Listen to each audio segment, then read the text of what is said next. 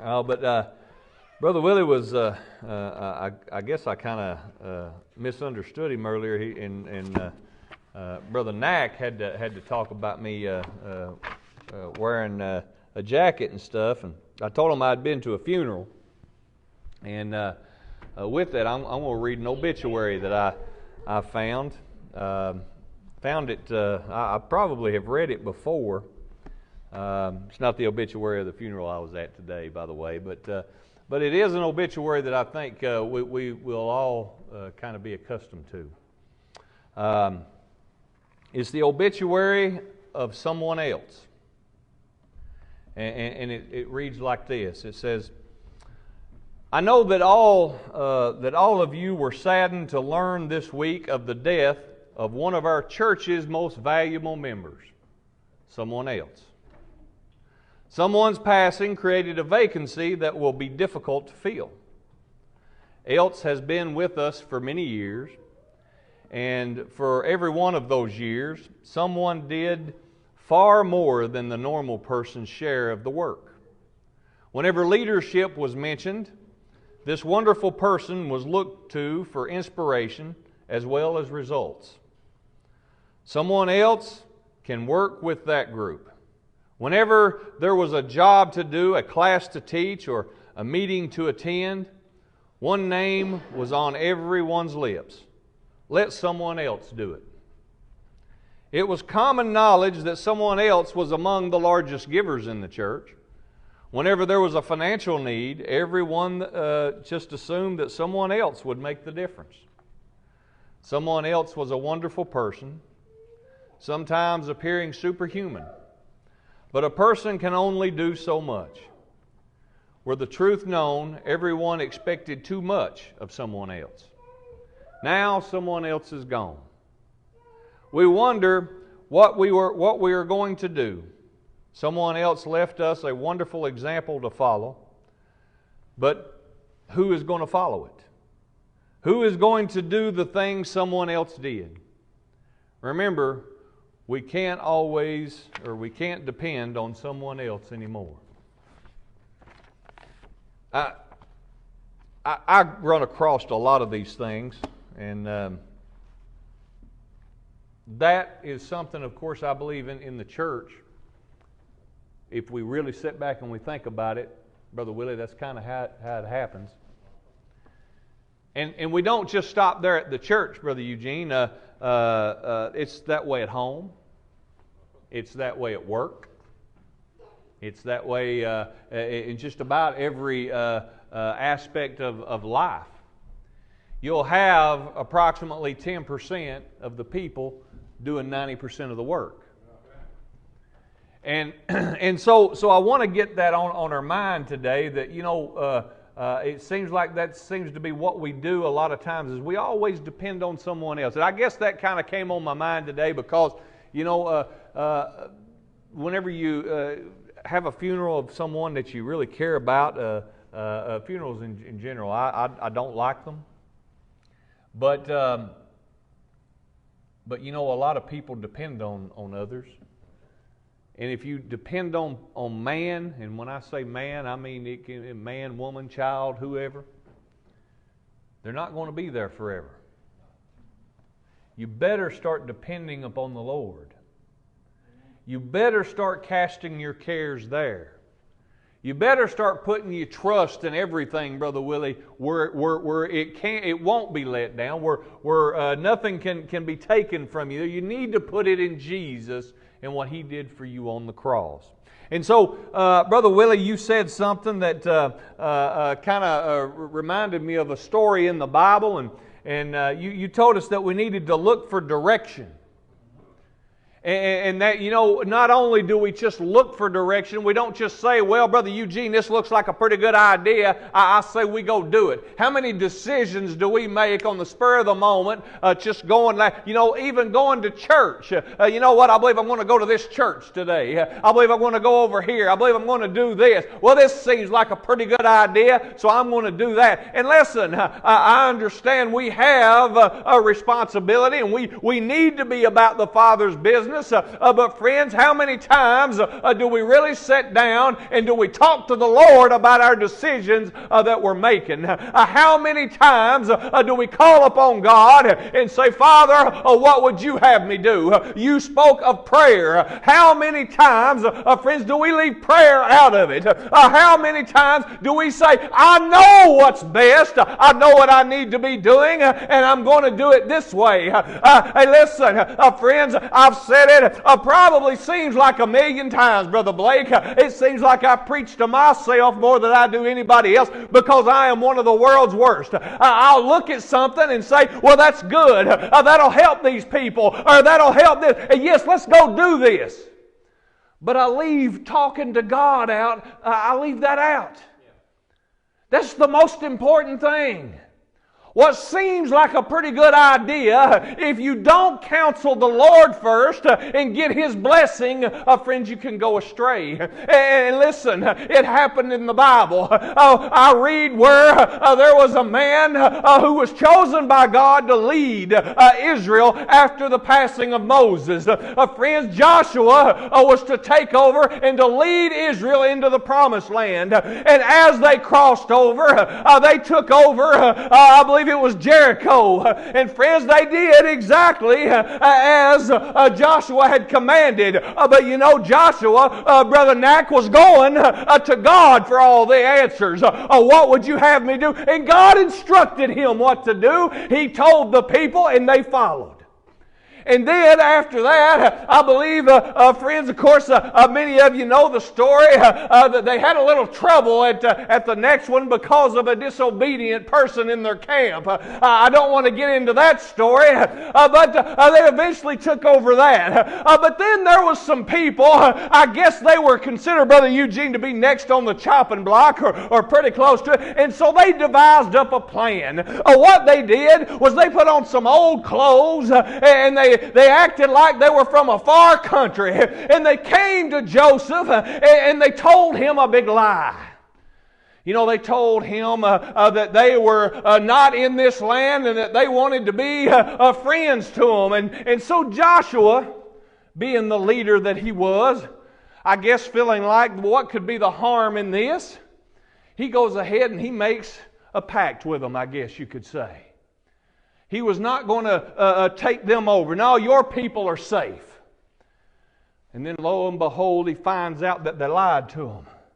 Oh, and now he was ready for war with them. But you know, God stepped in. No. Where was I at in the decision making? Why didn't you come to me?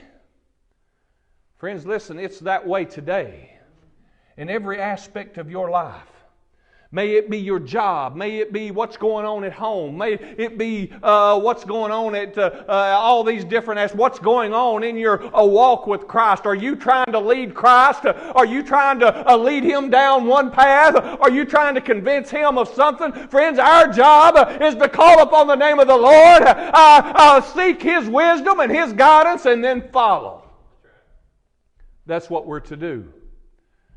And it doesn't matter what aspect it is.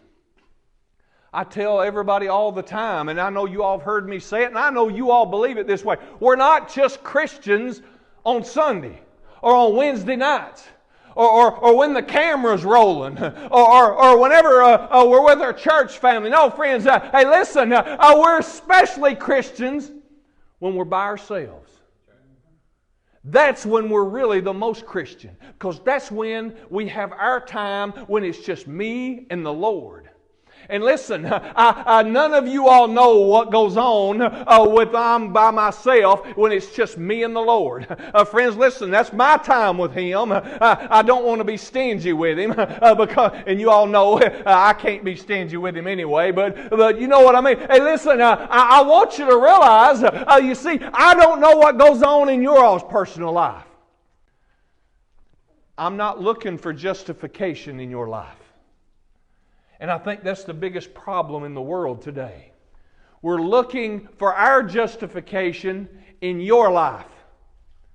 In other words, if I see you, Brother Sammy, doing something that you shouldn't be doing or something that I may think I'm a little better at than you, then I can try to seek my justification in somebody else's failure. You ever see that? It seems like that's the way anymore. We get ahead in life by knocking somebody else down. But you see, friends, as long as we're looking for justification out there, we'll never receive it in here.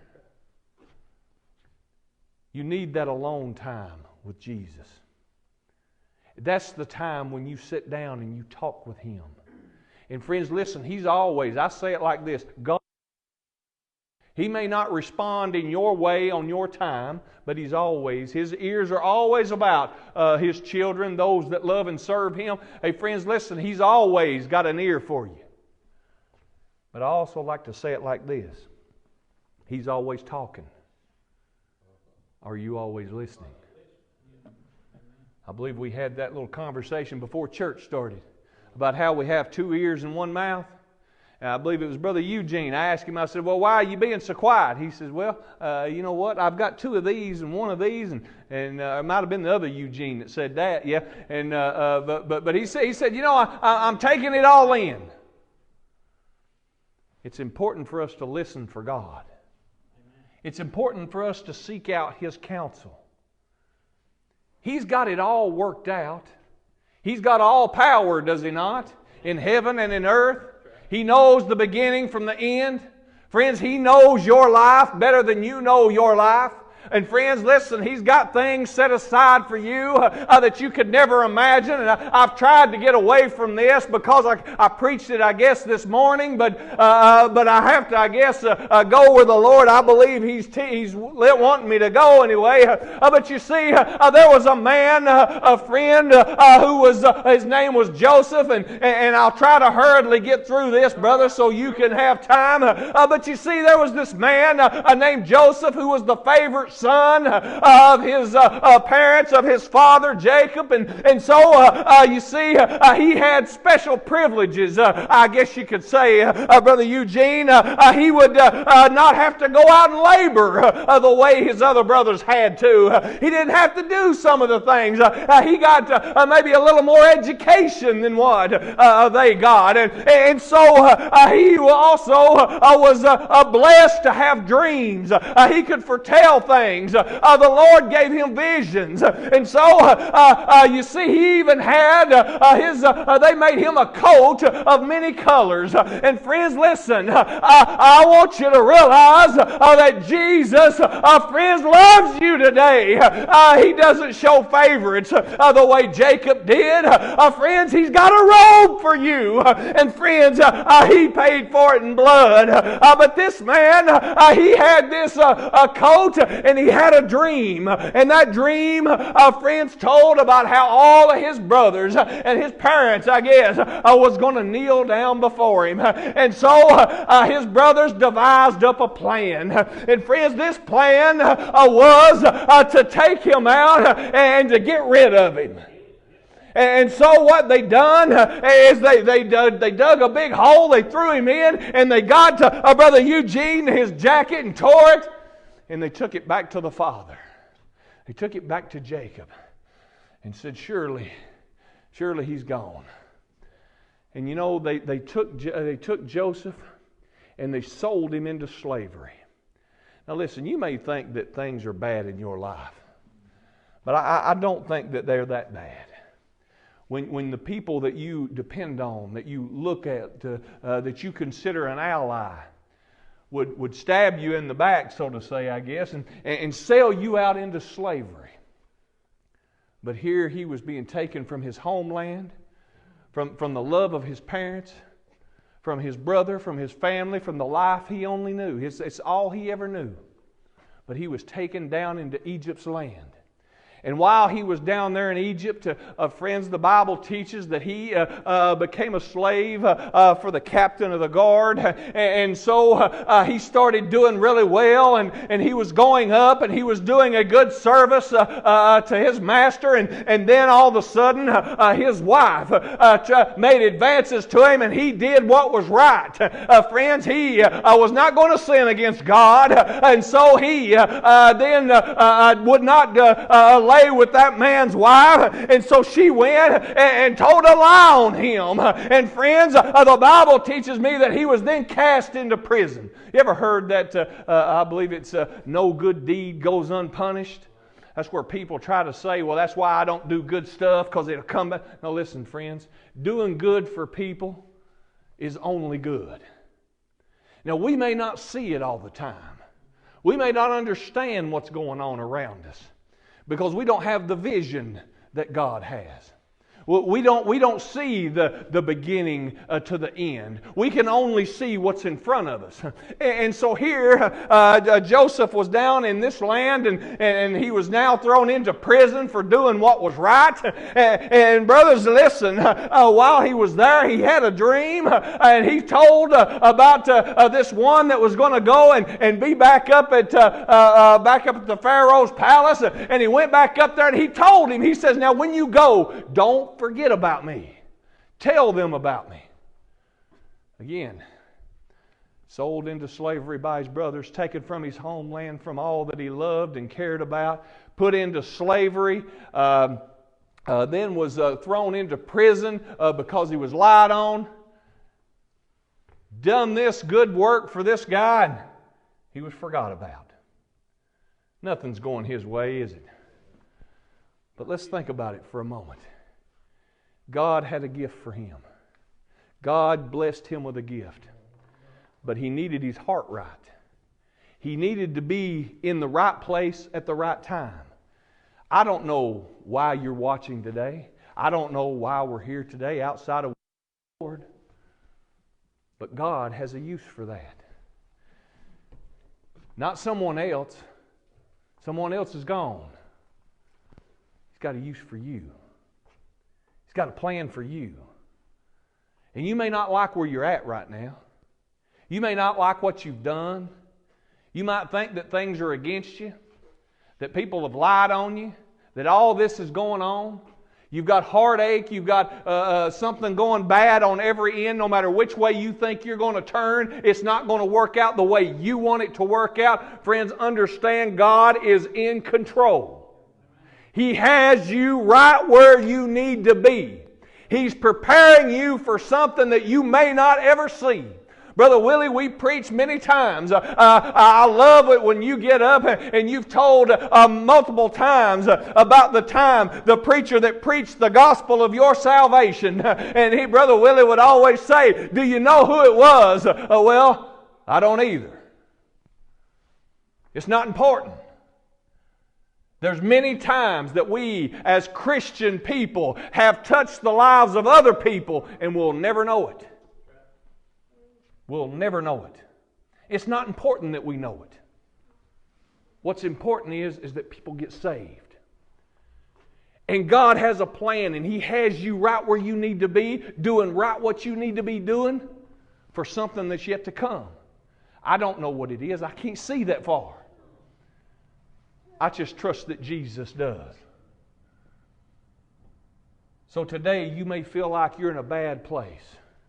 I got good news for you. You're in a good place. You're in the arms of Jesus. You're in safety. It's going to be okay. It may not turn out the way you want it turned out. It may not turn out the way you think it should be. But right now is a great time to stop, to isolate yourself, and to pray. Talk to God. Let Him reveal something to you. Let Him come in and feel. You can feel His presence. Friends, there's nothing like the presence of the Lord. Because there will come a time whenever somebody will come knocking. When a situation will come up. You know, I never will forget. I had a situation one time where it was a great opportunity, Brother Stephen, for me to say something, to be able to say some good words to somebody. But I wasn't ready for it. I had the time. I had the ability. You know, I had the Word. I had it. I could have studied it all up, but no, I chose to do my own thing. And then when that moment came and that person asked me for advice or needed something, I was blank. Had nothing. That's not a good feeling. You see, I was being prepared, I had all this for this one situation that could have changed somebody's life. But I wasn't ready. Friends, I want you to be ready. You're where you need to be. This earth is a big place. You could have been anywhere. You could have been born anywhere. You could have been living anywhere. But God has you right where He wants you to do something. Not to depend on someone else. Not to depend on this one or that one. But to depend upon Him. He'll lead you. You follow. That's where we find our joy, our peace, is in Him. Long story short, what happened to Joseph is finally when a problem came up, when that moment came, the Pharaoh could call all his wise men. You ever done that? Go to your friends or something and say, hey, what's going on here? What do I need? You know what? Well, friends can't help you. Why not? Let's go to church. Let's go to a man or a woman of God. Someone who prays. Someone who reads. Someone who lives the life in front of you. Well, finally, it was this servant that said, hey, there was a man. I remember this man. He's way down there. He's in prison. Go get him. And they brought him up, and he told them he interpreted the dream for him about this great famine that was coming. He told them what to do and how to avoid being wiped out because of it. It was going to be the greatest famine ever known. Lo and behold, during that time of the famine, here come his brothers. Now again, he was sold into slavery. Betrayed, taken from his homeland, put into slavery and then into prison, then forgot about. Now, he's one of the greatest men in Egypt with great power. And here comes his brothers. And if you want to know the whole story, go read about it. I'm in a time crunch here, Brother Willie. So here he is, and again, long story short, they come. And he tells them to go and bring his father. Bring everyone there. You see, God took one man and had to go through all those tribulations to get right in the one spot he needed to be to save God's people from extinction. Now, I'm not saying that we're here and we're going to save an entire nation from extinction.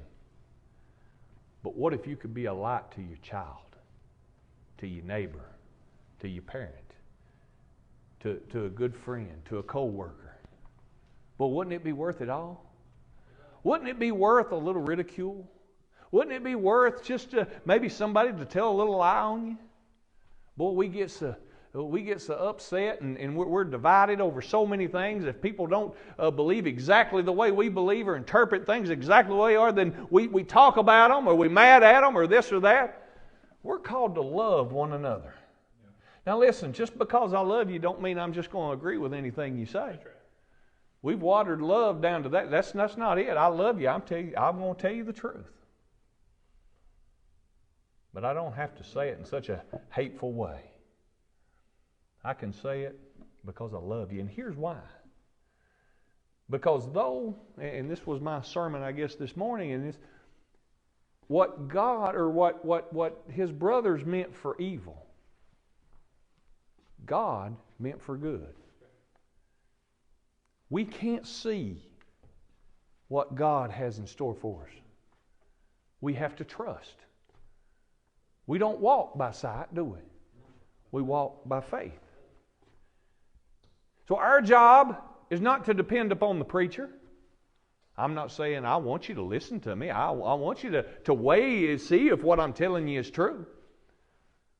But don't rely on man. Trust God. God has given you everything you need.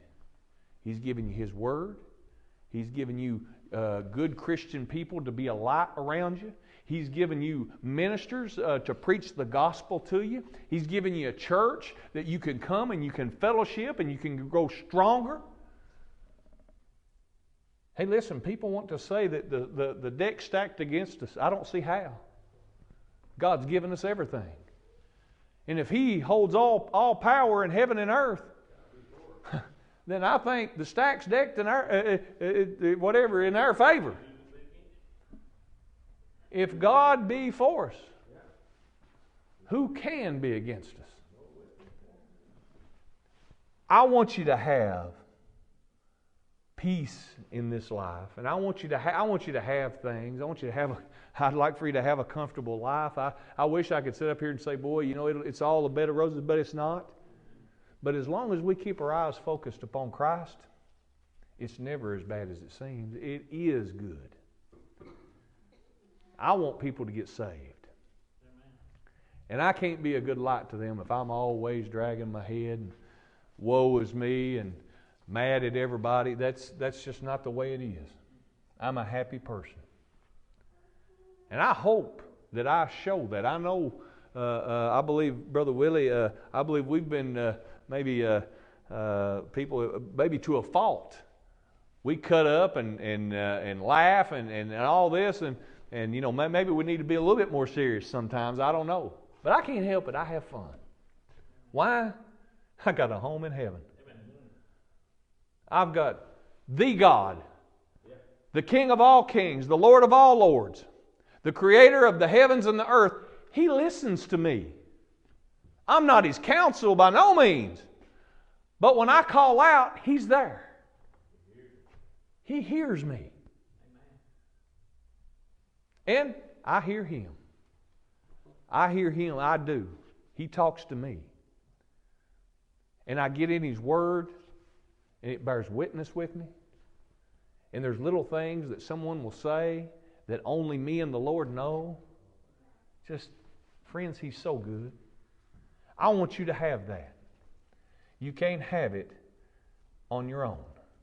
You can't have it by being better than your neighbor, or being better than this one, or being too good for that. The Bible teaches us that we must humble ourselves as little children if we want to enter into the kingdom of heaven. I want you to go to heaven. I want you to put your trust in the Lord.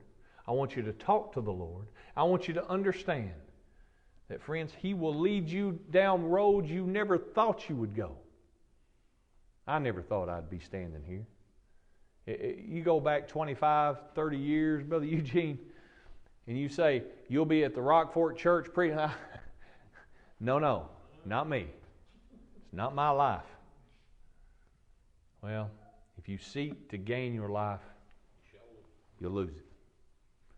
But if you lose your life for the word's sake, you'll gain it. I want you to have life. So I want to get out of the way. I hope that it's been beneficial. I hope that if you're struggling right now with something, hey, listen, I've said this many times. I don't care what you did yesterday. I don't care what happened to you or what you did or what you said before church started. It makes no difference.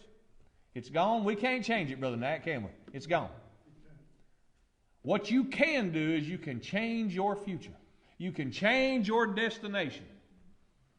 If you're on that broad road heading down to, friends, a devil's hell, to destruction, if you're on that, there is an exit.